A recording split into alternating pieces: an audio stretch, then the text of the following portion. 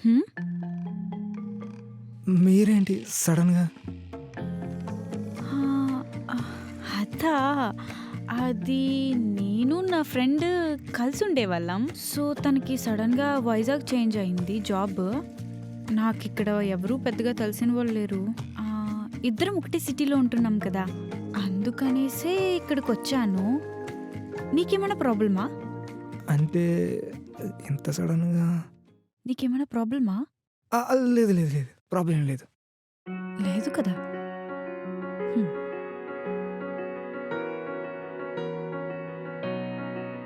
సరే నేను ఫ్రెష్ అయ్యి వస్తాను. హ్మ్.